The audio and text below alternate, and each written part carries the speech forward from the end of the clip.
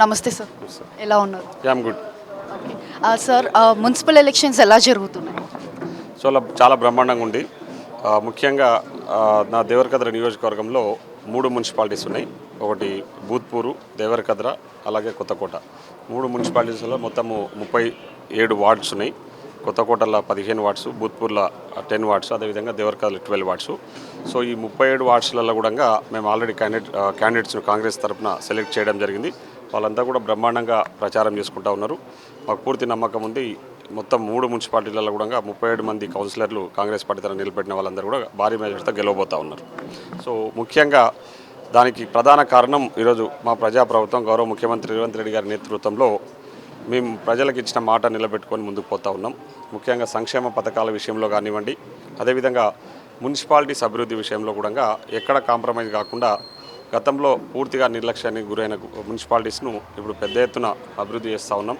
ముఖ్యంగా కొత్తకోట, అదేవిధంగా భూత్పూరు, మన దేవరకద్ర, ఈ 3 మున్సిపాలిటీలకు సంబంధించి 60 కోట్ల రూపాయల నిధులను మన ఈ మధ్య కాలంలో తీసుకురావడం జరిగింది. 60 కోట్ల నిధులకు సంబంధించి ఆల్రెడీ ఫౌండేషన్స్ చేసి వర్కులు కూడా స్టార్ట్ చేసినాము. కొన్ని ఆల్రెడీ కంప్లీట్ అయినాయి, కొన్ని వర్కులు నడుస్తూ ఉన్నాయి ఇంకా. సో పెద్ద ఎత్తున అవే కాకుండా సంక్షేమ పథకాలు ఈరోజు పెద్ద ఎత్తున ముఖ్యంగా ఇందిరమ్మ ఇండ్లు, పేదోడి ఇంటి కళ సాకారం చేసిన ఘనత ఈరోజు మా ప్రజాప్రభుత్వాన్ని. అదేవిధంగా సన్నబియ్యం, పేదోడు ఆకలి తీర్చే విధంగా సన్నబియ్యం ఇస్తూ ఉన్నాం. 200 యూనిట్ల కరెంట్ ఇస్తూ ఉన్నాం. ముఖ్యంగా ఈరోజు రైతులకు సంబంధించి రుణమాఫీ చేయడం జరిగింది. మన రైతు భరోసాతో పాటు ముఖ్యంగా బోనస్ కూడా రైతుల అకౌంట్లలో వేసిన విషయాన్ని నేను సందర్భం గుర్తు చేస్తూ ఉన్నా. రేషన్ కార్డ్స్ ఇవ్వడం జరిగింది. సో ఇవన్నీ కూడా ముఖ్యంగా ఆర్టీసీ బస్సులలో మహిళలకు ఉచిత సౌకర్యం. సో ఈరోజు రాష్ట్ర ఆర్థిక పరిస్థితి ఏమాత్రం బాగాలేకపోయినా మనం ప్రజలకు ఇచ్చిన మాట నిలబెట్టుకోవాలని గౌరవ ముఖ్యమంత్రి గారి నేతృత్వంలో మేమంతా అనునిత్యం ప్రజల మధ్యలో ఉంటూ ప్రజల సమస్యలు పరిష్కారం చేస్తూ అభివృద్ధి పనులతో పాటు సంక్షేమ పథకాలను కూడా బ్రహ్మాండంగా అందిస్తున్నాం. కాబట్టి మొన్న జరిగిన సర్పంచ్ ఎన్నికలలో కూడా కాంగ్రెస్ పార్టీ తరఫున ఇక్కడ నేను 134 గ్రామాలలో 93 గ్రామాలలో గ్రామ సర్పంచ్లను గెలిపించుకోవడం జరిగింది. ఒక 3 సర్పంచులు రెబల్గా వేసి వాళ్ళు కూడా కాంగ్రెస్ పార్టీలో చేరిండ్రు. సో అదే రిజల్ట్స్ ఇప్పుడు ఖచ్చితంగా గ్రామ పంచాయతీ మున్సిపాలిటీస్లో జరుగుతున్న దాంట్లో కూడా మెజార్టీ అంటే 37 గెలుస్తామనే పూర్తి నమ్మకం, విశ్వాసం మాకుంది. తప్పకుండా 3 మున్సిపాలిటీస్లలో కూడా కాంగ్రెస్ పార్టీ జెండా ఎగరేస్తాం. కాంగ్రెస్ పార్టీ చైర్మన్లనే ఇక్కడ నియమితులవుతారని చెప్పేసి ఈ సందర్భంగా తెలియజేస్తాను. Thank you. ఎలాంటి హామీలు ఇవ్వాలనుకుంటున్నారు ప్రజలు? ముఖ్యంగా ప్రజలకు ఒకటే, ఈరోజు కాలనీలు చాలా, ఇప్పుడు కొత్తకోట, ఇక్కడ మనం కొత్తకోటలో ఉన్నాం, చాలా గ్రామం అంటే కొత్తకోట పట్టణంలో పూర్తిగా నిర్లక్ష్యానికి గురైంది. గత పాలకుల యొక్క నిర్లక్ష్య ధోరణి వల్ల ఇంటర్నల్ రోడ్స్ లేవు, డ్రైనేజెస్ లేవు. చాలా ఊర్లలో మీరు చూసింటారు. ఇప్పుడు ఊరంతా తిరిగితే ఎక్కడికక్కడ రోడ్స్ అన్నీ కూడా అస్తవ్యస్తంగా ఉన్నాయి. డ్రైనేజ్ వ్యవస్థ సరిగ్గా లేదు. గతంలో వాళ్ళు చేసిందంతా కూడా ఏంటంటే ఓన్లీ ఈ మెయిన్ రోడ్లో ఒక డివైడర్ తప్ప పూర్తిగా వాళ్ళు ఏదో నిధులు తెచ్చినామో ఆ నిధులను కూడా వాళ్ళు పూర్తిగా ఖర్చు చేయలేని పరిస్థితి. సో నేను వచ్చిన తర్వాతనే ఆ నిధులన్నీ ఖర్చు చేసి ఆ వర్కులు కంప్లీట్ చేసినాము. మళ్ళీ 20 crores డెవలప్మెంట్ వర్క్స్ తీసుకొచ్చి ఇక్కడ పనులు చేస్తూ ఉన్నాం. అదేవిధంగా ఇక్కడ కొత్తకోట టౌన్లో ఉన్న యువకులకు అందరికీ కూడా నేను ఒక హామీ ఇచ్చిన, ఇండోర్ స్టేడియం కావాలని అడిగారు. ఆ ఇండోర్ స్టేడియాన్ని కూడా రీసెంట్గా స్పోర్ట్స్ మినిస్టర్ శ్రీఆర్ గారు వచ్చినప్పుడు శంకుస్థాపన చేయడం జరిగింది. మిగతా డెవలప్మెంట్ వర్క్లు, రోడ్స్, అది కానీ డ్రైనేజెస్కి సంబంధించి గౌరవ కోమటిరెడ్డి వెంకటరెడ్డి గారు వచ్చినప్పుడు ఆయన చేతుల మీద కూడా శంకుస్థాపనలు చేసిన అవన్నీ కూడా తొందరలోనే పనులు మొదలు కాబోతా ఉన్నాయి. సో ఈ విధంగా మేము ప్రజలకు ఇచ్చిన మాట ప్రకారం ముఖ్యంగా కొత్తకోటకు డిగ్రీ కాలేజ్ అవసరం ఉంది. నేను మననే మాట ఇవ్వడం జరిగింది. డిగ్రీ కాలేజ్ తీసుకొస్తాం తొందరలోనే. అదేవిధంగా గర్ల్స్ హై స్కూలు ఒక 1.5 crore పెట్టి ఇక్కడ గర్ల్స్ హై స్కూల్ లేకుండే. ఇంతకుముందు అమ్మాయిలందరూ కూడా చెట్లకుంట్ల చదువుకునే పరిస్థితి, టాయిలెట్స్ లేవు, స్కూల్ లేకపోవడం వల్ల ఇబ్బంది పడుతుండే. సో ఆ గర్ల్స్ హై స్కూల్ కూడా ఆల్రెడీ బిల్డింగ్ కంప్లీటింగ్ స్టేజ్లో ఉంది. ఒక 2-3 monthsలో బిల్డింగ్ కంప్లీట్ అయితే స్కూల్ అందుబాటులోకి తీసుకొస్తాం. డిగ్రీ కాలేజ్, అదేవిధంగా మైనార్టీస్ కూడా ఉర్దూ మీడియం కాలేజ్ అడుగుతూ ఉన్నారు. దానికి కూడా నేను ప్రామిస్ చేయడం జరిగింది. తొందరలోనే ఈ 2 కూడా చేస్తాం. ముఖ్యంగా ఎప్పుడో కాంగ్రెస్ ప్రభుత్వం అధికారంలో ఉన్నప్పుడు 96లో ఇక్కడ ఒక 6 bedded హాస్పిటల్ కట్టి ఉన్నారు. సో పాపులేషన్ పరంగా చూస్తే కొత్తకోట పట్టణంలో పెద్ద ఎత్తున పాపులేషన్ ఉన్నారు. కానీ వాళ్ళు ట్రీట్మెంట్ పరంగా వనపర్తికో లేదంటే హైదరాబాద్కో కర్నూలుకు పోవాల్సిన పరిస్థితి. సో ఇప్పుడు ఇక్కడ 50 bedded హాస్పిటల్కు పనులు మొదలుపెట్టినాం. ఆల్రెడీ వర్క్ ఈజ్ ప్రోగ్రెస్, అంటే వర్క్ ఈజ్ అండర్ ప్రోగ్రెస్ ఉంది. కాబట్టి తొందరలోనే నాకు తెలిసి ఇయర్ ఎండింగ్ వరకల్లా హాస్పిటల్ 50 bedded హాస్పిటల్ కూడా కంప్లీట్ చేసి ఈ పట్టణ ప్రజలకు అందుబాటులోకి తీసుకురావాలనే లక్ష్యంతో ముందుకు పోతా ఉన్నాం. సో ఈ విధంగా అభివృద్ధి, ఎడ్యుకేషన్, హెల్త్ ఇవన్నీ కూడా సైమల్టేనియస్గా తీసుకెళ్ళి ప్రజలకు అందుబాటులో ఉంటూ వాళ్ళ సమస్యలు పరిష్కారం చేస్తూ ముందుకు పోతా ఉన్నాం. కాబట్టి నేను వాళ్ళందరినీ కూడా కోరుతా ఉన్నది ఒకటి, ఈరోజు కాంగ్రెస్ పార్టీ రాష్ట్రంలో అధికారంలో ఉంది. ఇక్కడ మేము అన్ని అభివృద్ధి కార్యక్రమాలకు శ్రీకారం చుట్టినాం. పనులు మొదలుపెట్టినాం, పనులు చేస్తూ ఉన్నాం. ఇంకా చేయాల్సినవి కూడా కొన్ని పెండింగ్ ఉన్నాయి, అవన్నీ చేస్తామని కూడా హామీ ఇస్తూ ఉన్నాం. సో ఇప్పుడు మేము వచ్చి 2 years అయింది, ఇంకా 3 years ప్రభుత్వం అధికారంలో ఉంటాం. నెక్స్ట్ టర్మ్ కూడా ఖచ్చితంగా ఇక్కడ మేమే అధికారంలో ఉంటాం. కాబట్టి మేము ప్రజలను కోరుతా ఉన్నదే అభివృద్ధిని కాంక్షిస్తూ అభివృద్ధిని ముందుకు తీసుకుపోతా ఉన్న అధికార పార్టీకి ఓటేయండి, అధికార పార్టీ తరఫున నిలబడ్డ అభ్యర్థులను గెలిపించాలని చెప్పేసి మీ ద్వారా ప్రజలందరినీ కూడా ఈ సందర్భంగా కోరుతా ఉన్నా. ఎందుకంటే ఈరోజు అభివృద్ధిని అడ్డుకునే వ్యక్తులకు ఓటేసి మళ్ళీ వాళ్ళు వచ్చేసి గతంలో వాళ్ళే అధికారంలో ఉన్నారు, ఏం చేయలే, మళ్ళీ ఇప్పుడు వచ్చి ఏదో చేస్తామంటే కూడా ఇక్కడ అధికారంలో ఉన్నది మేము కాబట్టి ఏం చేయాలన్నా మేం చేయాలి. కాబట్టి మీరందరూ కూడా నాకు తెలుసు తప్పకుండా ప్రజలందరూ కూడా విఘ్నతతో ఆలోచన చేసి కాంగ్రెస్ పార్టీకి ఓటేస్తారు, కాంగ్రెస్ పార్టీ అభ్యర్థులను గెలిపిస్తారని పూర్తి నమ్మకం, విశ్వాసం ఉంది. Thank you. నమస్తే సార్. నమస్తే అమ్మ. ఎలా ఉన్నారు? బాగున్నాం. అయితే ఇప్పుడు మున్సిపల్ ఎలక్షన్స్ అయితే జరుగుతున్నాయి కదా సార్, ఎలాంటి అభివృద్ధి చెందాలనుకుంటున్నారు రాబోయే ప్రభుత్వంలో? కొత్తకోట పట్టణము గత 10 సంవత్సరాలు బీఆర్ఎస్ పాలనలో విచ్ఛిన్నమైంది, అభివృద్ధి మొత్తం కుంటుపడిపోయింది. ఆ పరిస్థితిలో మన రాష్ట్రంలో రేవంత్ రెడ్డి గారి కాంగ్రెస్ ప్రభుత్వం ఏర్పడడం జరిగింది. మా దేవరకద్ర నియోజకవర్గం కూడా మా ఎమ్మెల్యే గారు జి మసూదన్ రెడ్డి గారు ఎన్నిక కావడం 2 సంవత్సరాలు జరిగింది.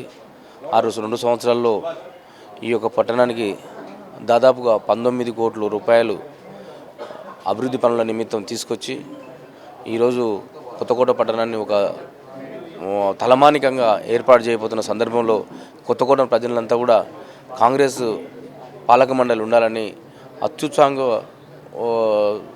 చూపిస్తున్నారు ఓటు వేయడానికి. నేను 14వ వార్డు నుంచి పోటీ చేస్తున్నాను. అయితే ఇంకేం చేయాలనుకుంటున్నారు సార్? కాంగ్రెస్ నుంచి గెలుస్తే ఏం అభివృద్ధి చేయాలనుకుంటున్నారు కొత్తకోట మున్సిపాలిటీ? ఆల్రెడీ మా ఎమ్మెల్యే గారు నిర్దేశం చేసిన ఈ కొత్తకోట ప్రజలు ఏదైతే వారాంతపు సంత ఉందో ఆ సంత లేక ప్రజలు రోడ్ల మీద కూరగాయలు కొనలేక ఇబ్బందిపై పక్క విలేజ్ మద్నాపురము లేదా అడ్డాకులకు పోయి సంత కూరగాయలు కొనుగోలు చేస్తున్నారు. దాని కొరకు ఎమ్మెల్యే గారు దురదృష్టితోనే ఒక 5 కోట్ల రూపాయలు మంజూరు చేసి శనగేశ్వర కట్ట మీద వెంకటేశ్వర టెంపుల్ దగ్గర ఒక సీసీ రోడ్డు అవన్నీ ఏర్పాటు చేసి ఒక ట్యాంక్ బండ్ లాగా ఏర్పాటు చేసి అక్కడ కూరగాయల సంత వారాంతపు సంత ఏర్పాటు చేయడం వల్ల మహిళలు వారం నాడు పోయి కూరగాయలు తెచ్చుకోవడానికి ఆహ్లాదకరమైన వాతావరణం ఉంది. అంతేకాక అక్కడ వాకింగ్ ట్రాక్ ఏర్పాటు చేయడము, ఆ తర్వాత ఆ దేవాలయాన్ని అభివృద్ధి చేయడము, ఈ విధంగా చేయడం వల్ల ఈ కొత్తకోటకు అదొక దిక్సూచిగా ఏర్పాటు కాబోతుంది. అదేవిధంగా కొత్తకోట పట్టణంలో ఇప్పటికి కూడా హాస్పిటల్ రాత్రి 8 గంటలు దాటితే వైద్యం అందక ప్రజలు అతలాకుతలమై వనపర్తికో మహమ్నార్కో ప్రాంతాలకు వెళ్ళవలసిన పరిస్థితి వచ్చింది. ఆ పరిస్థితిని చూసి మా ఎమ్మెల్యే గారు ఈ మధ్యలోనే 50 పడకల ఆసుపత్రి మంజూరు చేసి ఇప్పుడు నిర్మాణం కొనసాగుతుంది. ఆ నిర్మాణం కొనసాగుతున్నందుకు ప్రజలంతా కూడా సంతోషకరంగా ఉన్నారు. అది తొందరలో ప్రారంభంలోకి వస్తే సామాన్యులకు ఎంతోమంది బీదలకు వైద్యం లేక దూరం వెళ్ళలేక ప్రాణాలు వదులుకున్న వారందరూ కూడా పెద్ద ఆసుపత్రి రావడం సంతోషకరంగా ఉంది. ఈ విధంగా కాంగ్రెస్ గవర్నమెంట్ అదేవిధంగా కొత్తకోటలో ఉన్న యూత్ కొరకు ఒక ఇండోర్ స్టేడియం ఏర్పాటు చేసి 5 కోట్ల రూపాయల ద్వారా కబడ్డీ కానీ వాలీబాల్ కానీ ఇంకా ఇండోర్ గేమ్స్ ఏర్పాటు చేయడానికి ఒక పెద్దగా ఇండోర్ స్టేడియం నిర్మాణం చేయించడానికి కూడా 5 కోట్ల రూపాయలు మంజూరు చేయించింది. ఈ విధంగా ఈ కొత్తకోట పట్టణానికి కావాల్సిన ప్రతి వసతులు కల్పిస్తున్నందుకు ప్రజలు కాంగ్రెస్ వైపు మళ్ళీ చూపుతున్నారు. అదేవిధంగా ఈ అభివృద్ధిని కొనసాగిస్తూ ఇంకా రాబోయే దినాల ప్రజలకు ఇంకా ఏం అవసరం ఉన్నా వాటిని తీర్చడానికి కాంగ్రెస్ యొక్క కృషితో ఉంది. ఎమ్మెల్యే గారు ఏం ఆదేశిస్తే వాటిని ప్రజలకు సౌకర్యమైన పాలన అందించడానికి కృషి చేస్తున్నాం. మేము కొత్తకోట మున్సిపాలిటీలోని 12వ వార్డు మహిళా జర్నల్ ఉన్నందుకు కాంగ్రెస్ పార్టీ మేము 30 సంవత్సరాల నుంచి కాంగ్రెస్ పార్టీలో ఉంటున్నందుకు కాంగ్రెస్ పార్టీ అభివృద్ధి చూసి మా సమస్య చూసి మా ఎమ్మెల్యే గారు జిఎంఆర్ గారు మాకు కాంగ్రెస్ పార్టీ నుంచి టికెట్ కేటాయించినారు. కాబట్టి ఆయన కృషి వలన ఈరోజు కొత్తకోటలో ఎంతో అభివృద్ధి ప్రకారం రేవంత్ రెడ్డి గారి కృషి వలన ఎంతో కొత్తకోట మున్సిపాలిటీ ఎంతో కొన్ని కోట్ల రూపాయలతోన అభివృద్ధి చెందుతుంది. ఇంకా రాబోయే 3.5 సంవత్సరాల్లో ఇంకా అభివృద్ధి చెందాలని ఆశిస్తూ మేము కాంగ్రెస్ పార్టీని వదలకుండా కాంగ్రెస్ పార్టీ అభివృద్ధిని చూసి ప్రజలు మాకు అధిక మెజార్టీతో 15 కౌన్సిలర్లను గెలిపించి మన జిఎంఆర్ గారికి గిఫ్ట్గా ఇవ్వాలని అనుకుంటున్నాము. జై హింద్, జై కాంగ్రెస్. విజయలక్ష్మి సాయిరామ్ యాదవ్ 5th వార్డ్ నుంచి కాంటాక్ట్ చేస్తున్నాం మేము. మా వాళ్ళు ఇప్పుడు అభివృద్ధి కార్యక్రమం అంటే మేము ఏ సమస్య డైలీ తిరుగుతున్నాం రెగ్యులర్గా. మేము ఏ సమస్యలను జనాలకు నోట్బుక్ చేసి మా ఎమ్మెల్యే గారితో సహకారంతో మా వార్డుకి ఏ సమస్య ఉన్నా, బోరు వాటర్ సమస్య కానీ, డ్రైనేజ్ సమస్య కానీ, సీసీ రోడ్ సమస్య కానీ, రీసెంట్గా ఒక మామూలు రేషన్ కార్డ్స్ ఏ సమస్య ఉన్నా కానీ మేము ఖచ్చితంగా ఎమ్మెల్యే గారి దృష్టి తీసుకెళ్ళి ఆ సమస్యను పరిష్కరిస్తామని మేము హామీ ఇస్తున్నాం. రీసెంట్గానే ఎమ్మెల్యే గారు దాదాపు 2 కోట్లతోన మా కాలనీ నుంచి టెంపుల్, శ్రీకృష్ణ టెంపుల్ వరకు 2 కోట్లతోనే అభివృద్ధి కార్యక్రమాలు చేశారు.